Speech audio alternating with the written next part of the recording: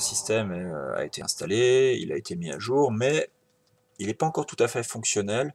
Il faut installer les logiciels dont on a besoin pour travailler. Donc pour nous, ça va plutôt être du développement de code.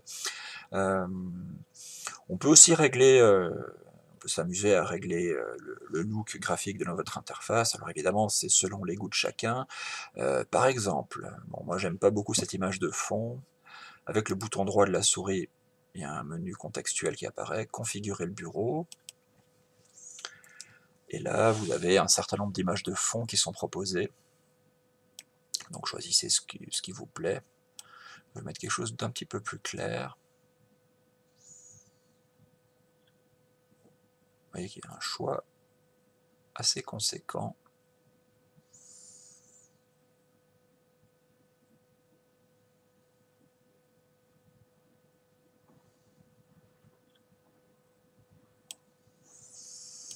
Ça c'est pas mal. Allons-y.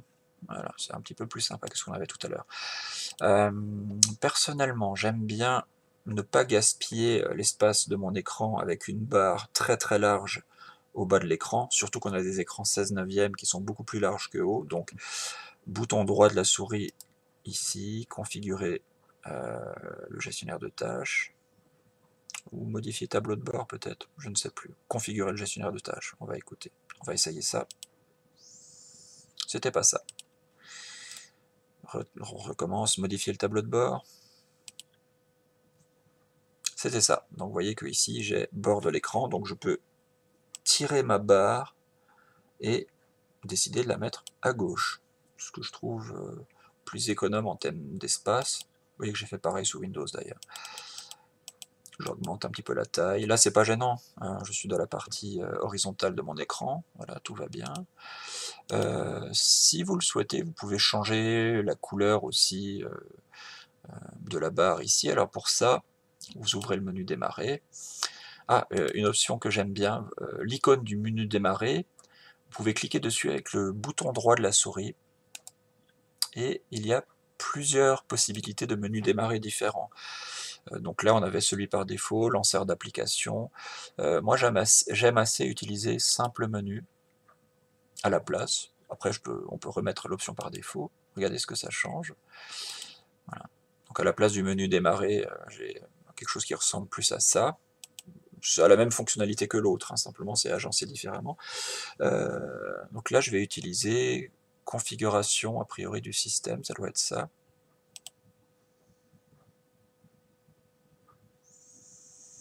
Donc ça, d'une certaine manière, c'est le panneau de configuration. C'est un peu l'équivalent du panneau de configuration sous Windows. Il n'est pas agencé de la même façon, mais c'est le même principe. Et ici, vous pouvez changer, si ça vous chante, bien sûr. Par exemple, le thème global, vous pouvez même en télécharger d'autres. Je vais mettre Breeze, par exemple. Appliquer. Oui, style plasma, de quoi s'agit-il? Donc là, il a automatiquement appelé le style Breeze, puisque j'ai choisi le thème Breeze, donc c'est cohérent. Apparence des applications, on peut changer le look des boutons, ce qu'on ne peut pas faire sous Windows. Vous voyez ici, par exemple, vous avez un espèce de pseudo macOS. Bon, c'est juste une apparence, hein, ça n'a pas les mêmes fonctionnalités que macOS du tout. Donc on va le laisser tel quel. Je reviens un cran en arrière, les couleurs. On va laisser l'option qui a été choisie. Bon, tout ça c'est très bien.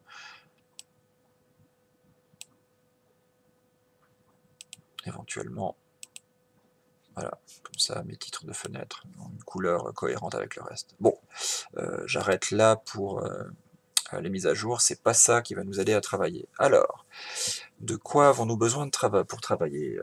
On a besoin de pouvoir utiliser Python. Alors, il se trouve que, si vous tapez Python, Python est en fait déjà installé. Alors, il n'y a peut-être pas toutes les librairies dont on aura besoin, mais Python s'est installé sur la plupart maintenant des systèmes d'exploitation, même sous Windows d'ailleurs. Donc on n'a pas besoin d'installer Python. Par contre, on va avoir besoin, donc, CTRL D pour quitter l'application. On a besoin d'installer par exemple JupyterLab. Alors pour ça,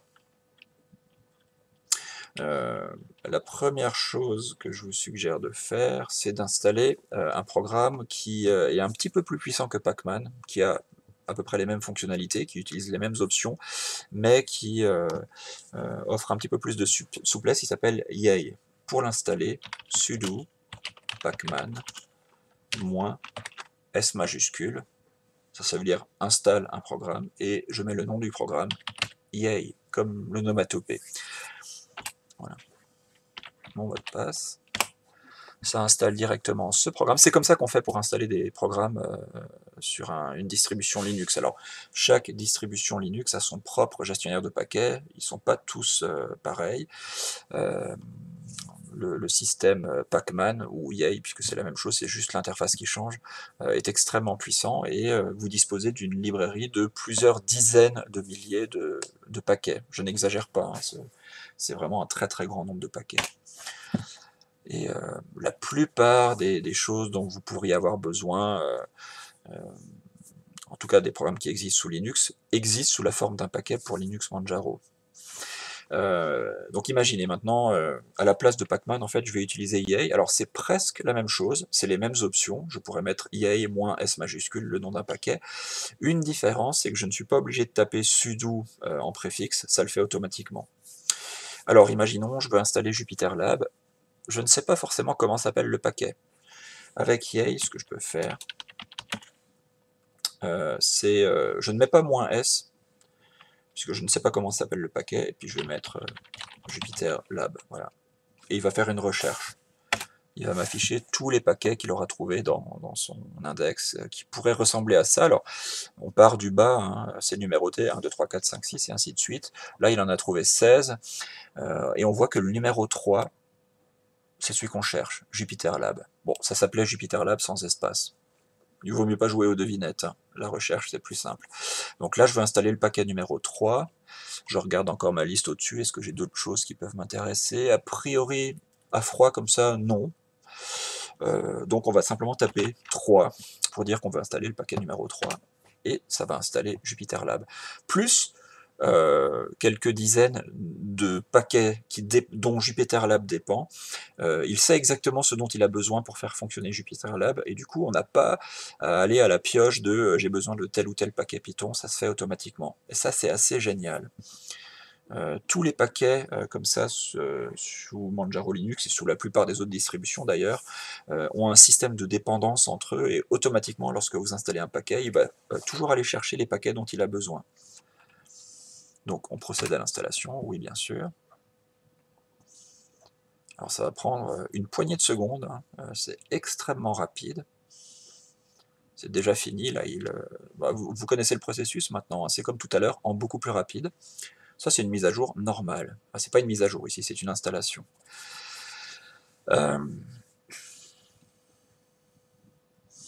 De temps en temps, il peut vous indiquer ici qu'il y a des dépendances optionnelles. Alors les dépendances optionnelles, comme leur nom l'indique, ne sont pas installées par défaut, ce sont des options. Vous pouvez les installer si vous le souhaitez. NPM, en fait, c'est un programme qui permet d'installer des extensions en JavaScript, parce que JupyterLab, en partie, est écrit en JavaScript.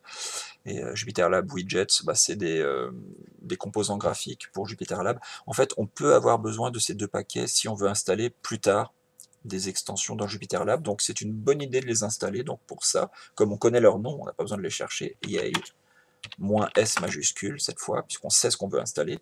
Et puis je recopie simplement les deux noms, donc JupyterLab-widgets. Voilà. Il va automatiquement aller les installer avec leur dépendance, même s'il n'y en a pas beaucoup. Bon, cette étape était optionnelle, hein, on n'était pas obligé de la faire. Et voilà, JupyterLab est installé. Comment on fait pour le démarrer? Comme d'habitude, on tape JupyterLab.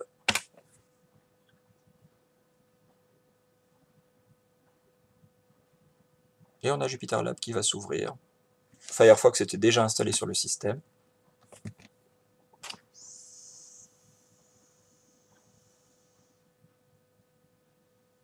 Donc vous voyez que bien qu'on soit dans un système virtuel, en termes de vitesse d'exécution, c'est tout à fait acceptable. C'est un petit peu moins rapide que si on l'avait vraiment installé sur l'ordinateur, clairement, mais c'est parfaitement utilisable. En tout cas pour des programmes qui sont pas trop gourmands en ressources.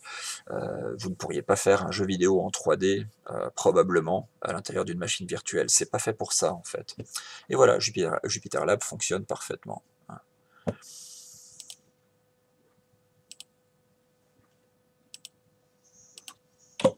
Alors, pour fermer le serveur Jupyter Lab, il suffit de faire CTRL-C, une fois que vous êtes dans le terminal. Et oui, je veux éteindre Jupyter Lab.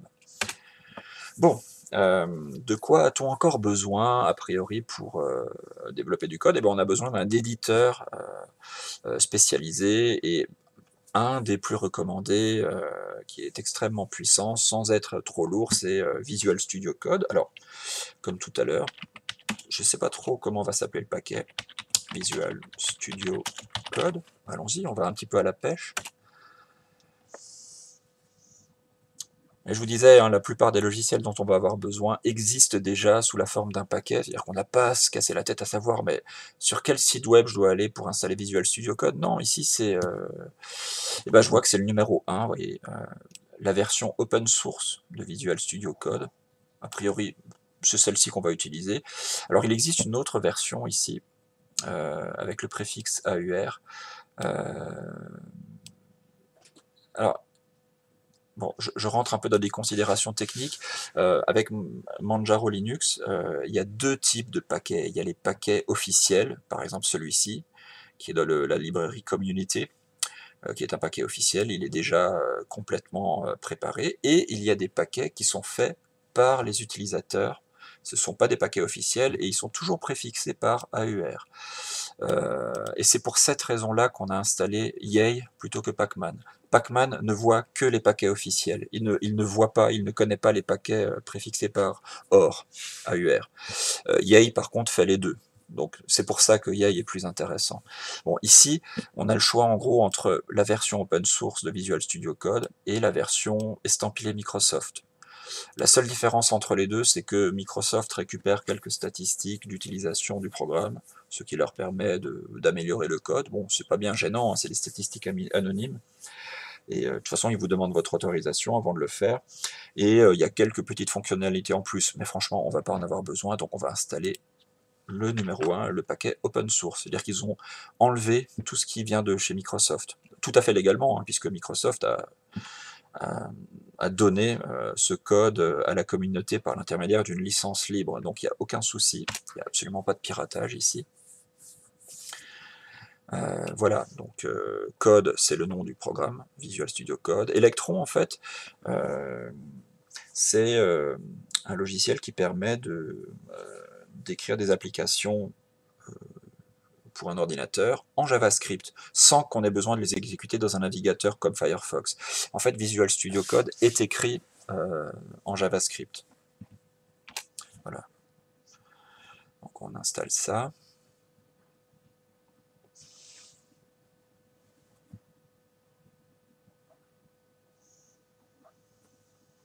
Alors, y a-t-il des dépendances optionnelles qui pourraient nous intéresser? Bon, Bash complétion, vous ne savez pas ce que c'est, donc a priori, si vous ne savez pas, c'est que vous n'en avez pas besoin. On n'a rien installé. On va dire que Visual Studio Code est prêt. Comment le lancer? Bah, c'est pas comme Jupyter Lab ici, on n'a pas besoin d'un terminal, on peut aller dans le menu démarrer, et on va tout simplement taper code, voilà, code OSS, en fait c'est Visual Studio Code, mais le nom Visual Studio Code, il y a un copyright de Microsoft, donc la communauté open source n'a pas le droit de l'utiliser, donc ils ont pris code simplement. Donc vous pouvez cliquer dessus bien sûr pour le lancer. Si vous voulez le mettre dans votre menu à gauche, bouton droit, et alors voilà, c'est la même icône que sous Windows d'ailleurs, hein, attaché au gestionnaire de tâches, c'est ça qu'on va faire. Et vous voyez que l'icône se met juste en dessous de celle de Firefox, on peut régler ça comme on veut. Et du coup, maintenant, je peux lancer Visual Studio Code depuis ma barre.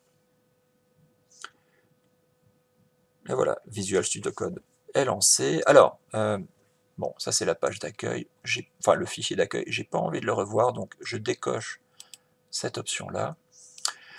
Et on se rend compte que Visual Studio Code ici est en anglais. Alors pour le mettre en français, en fait il faut, là ça se fait pas par Manjaro, c'est une extension directement de Visual Studio Code. Visual Studio, il y a différents onglets, ici c'est pour accéder aux fichiers dans un répertoire que vous pouvez ouvrir, et tout en bas vous pouvez installer des extensions. Il y a énormément d'extensions, c'est pour ça que c'est un éditeur intéressant, et vous allez taper language en anglais, donc avec un U, et French. Voilà, French Language Pack, c'est ce qu'on veut, install. Voilà, et pour pouvoir utiliser ça, il faut redémarrer. Eh bien, redémarrons. Vous voyez, là, on a un petit bug. En fait, lorsqu'on redémarre, ça lance pas Visual Studio Code, ça lance juste Electron. En fait, Visual Studio Code utilise Electron, et je sais pas pourquoi, mais là, ça lance juste Electron. Alors, c'est pas bien grave, c'est pas un bug bien grave. Vous fermez Electron, et puis vous relancez à la main votre éditeur. Voilà, et là, il est en français. Magique. Alors, qu'est-ce qu'on peut faire avec Visual Studio Code? Bah, a priori, on va ouvrir un dossier ici. Je vais créer un dossier de test. Alors, je vais l'appeler code. Voilà. On va tester quelques... on va ouvrir ce dossier, donc valider. Voilà. Et donc là, je suis dans mon répertoire code, et je peux créer des sous-répertoires, je peux créer des fichiers. Alors on va tester quelques extensions classiques. Je voudrais faire un fichier HTML, donc index.html. Est-ce que le HTML est reconnu de base? On va vite voir. Hein. Voilà, je veux commencer un fichier HTML, donc point d'exclamation doctype. Vous voyez que c'est reconnu parce qu'il me propose la complétion directement. C'est-à-dire que là, si j'appuie sur Entrée, ça tape directement doctype HTML. C'est ce que je veux, c'est parfait. Quelle est la première balise qu'on va mettre? Eh bien, HTML. Je vais rajouter l'attribut langue. Vous voyez qu'il a même reconnu ça pour dire que je suis en français. Et génial, lorsque je ferme ma balise ouvrante HTML, il m'écrit automatiquement la balise fermante. Du coup, j'ai pas besoin de le faire. Ça, c'est ultra pratique. Bon, je vais pas faire de fichier HTML maintenant. C'était juste pour vérifier que, bah oui, Visual Studio Code, par défaut, comprend déjà le HTML. Ça, c'est super. Est-ce que ça marche pour le CSS? A priori, oui. Vous voyez que l'icône devant s'est mise avec un hashtag. C'est typique des fichiers CSS. Donc, par exemple, voilà, je veux que le background de mon body soit background color même, soit rouge vif. Vous savez que j'ai des goûts particuliers en termes de couleurs, voilà, c'est la preuve.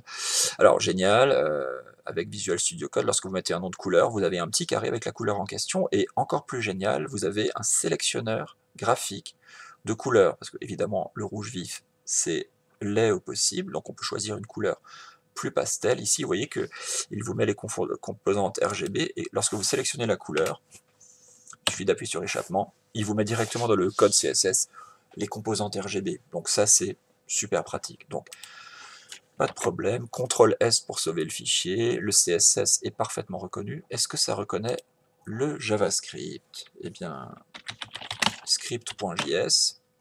Apparemment, oui, regardez, il a détecté que c'était un fichier JavaScript. Bon, je ne vais pas me fatiguer. Un petit programme extrêmement minimaliste, x égale à 2. C'était juste pour vérifier que ça fonctionne. Bon, voilà, donc pour tout ce qui concerne le web, HTML, CSS, JavaScript, Visual Studio Code, il n'y a rien à configurer. Ça ne veut pas dire qu'on ne pourra pas charger d'extension, mais ça marche déjà comme ça. Alors, est-ce que ça fonctionne pour le Python? Eh bien, vérifions test.py. Alors, vous voyez, ça a détecté, ça c'est le logo de Python.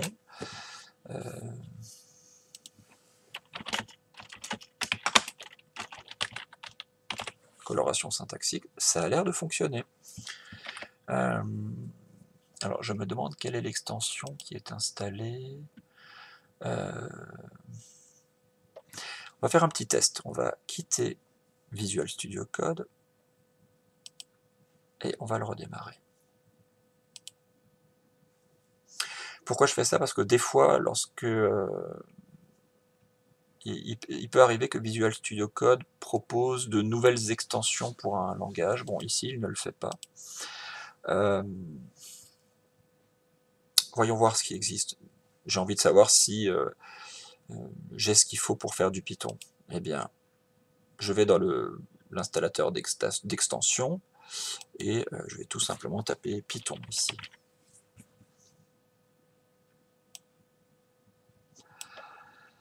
Alors, vous voyez qu'il y a des tonnes d'extensions pour Python. Alors, on ne sait pas forcément ce qu'elles font. Ici, vous avez le nombre de fois que ces extensions ont déjà été téléchargées. Donc là, c'est 184 000 fois. Ça veut dire que probablement celle-ci est très populaire. On peut cliquer dessus. Voilà, une extension pour Visual Studio Code qui offre beaucoup de fonctionnalités. Ça peut valoir le coup de l'installer, celle-ci, parce qu'on risque de faire beaucoup de Python quand même. Donc, installer, allons-y.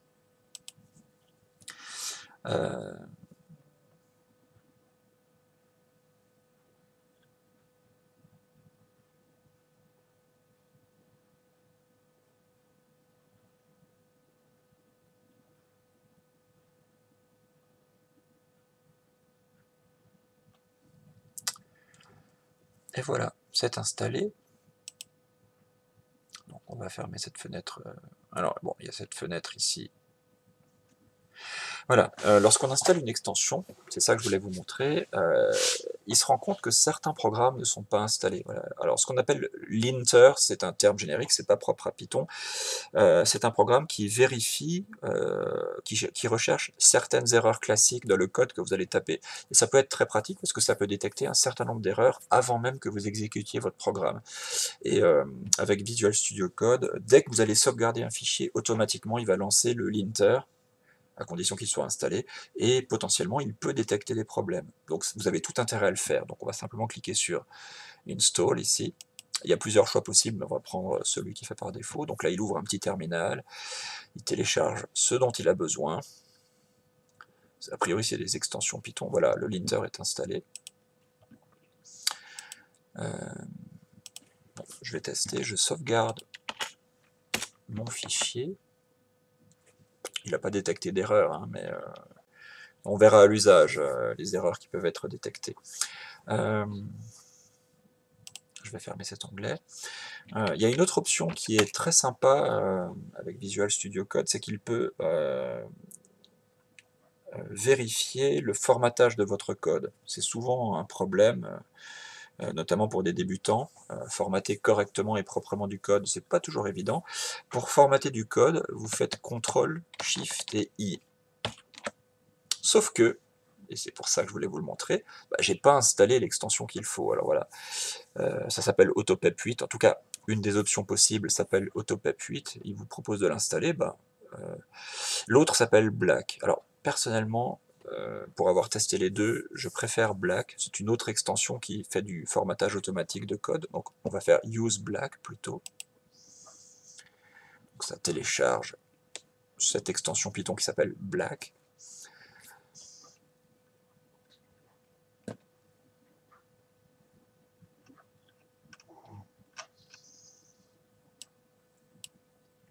Voilà, c'est fait.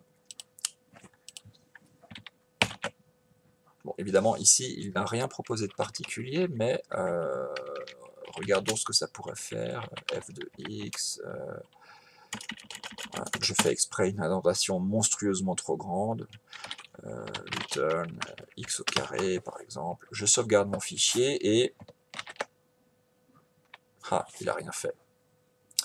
Par contre, si je fais CTRL-SHIFT-I, voilà, là il a utilisé Black, c'est-à-dire que j'ai pas dû mettre l'option, elle doit pas être par défaut, il y a une option pour lui dire dès que tu sauvegardes le fichier, formate-le proprement avant de faire la sauvegarde. Et là, il a utilisé le formatage automatique, donc par exemple, il y a plein de règles hein, qu'on peut d'ailleurs customiser, mais une des règles c'est il y a toujours deux lignes vides avant et après une fonction par exemple.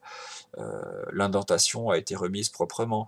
Il a rajouté des espaces autour de l'opérateur d'exponentiation ici. c'est pas moi qui les ai mis, et ainsi de suite. Donc il y a plein comme ça de... votre code aura un style cohérent, et ça franchement, ça vaut de l'or. Donc là, a priori, on a un Visual Studio Code qui est fonctionnel pour faire du Python, pour faire du JavaScript, du HTML, du CSS, et on verra si on a besoin d'installer autre chose. Alors, une dernière chose, comment est-ce qu'on change les paramètres? Eh bien, fichier, préférences, paramètres. Par exemple, j'aimerais voir s'il est effectivement possible de formater automatiquement le code au moment de la sauvegarde. Alors, il y a des dizaines, voire des centaines de paramètres différents, donc il y a heureusement une barre de recherche. Je vais essayer de commencer par black déjà. Alors là, vous allez avoir des bouts en anglais, hein, faut pas... Ah. Voilà, ici, vous voyez que... Quel est le programme qui doit être utilisé pour formater? Il propose AutoPep 8. Non, moi je veux que ce soit black. Je ne sais pas pourquoi c'est pas réglé. Alors ça s'appelle formatting. On va chercher formatting.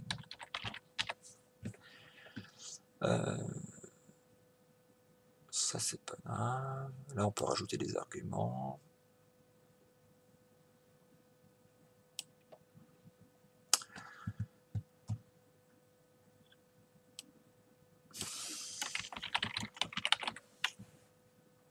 Ah bah voilà, format, save. Eh bien il me propose l'option format on save. Oui, je veux exactement ça. C'est-à-dire que chaque fois que je vais sauvegarder mon fichier au préalable, il va l'auto-formater. Est-ce qu'il y a la même chose avec linter? Ah, ouais, mais ça c'est pour PHP, c'est pas pour Python. Peut-être c'est juste lint. Apparemment pas. Python, lint. Voyons voir ce qui existe comme paramètre.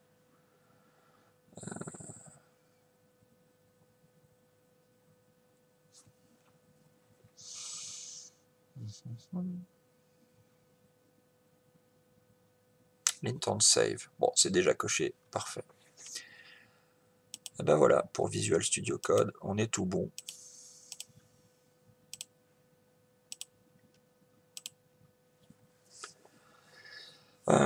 Une dernière chose, comment peut-on faire pour faire transiter des fichiers de travail entre notre ordinateur Windows et notre ordinateur Linux virtuel? Bon, il existe une possibilité pour créer un répertoire partagé entre les deux, mais je ne vais pas vous montrer comment faire pour deux raisons. Déjà, c'est assez compliqué à faire.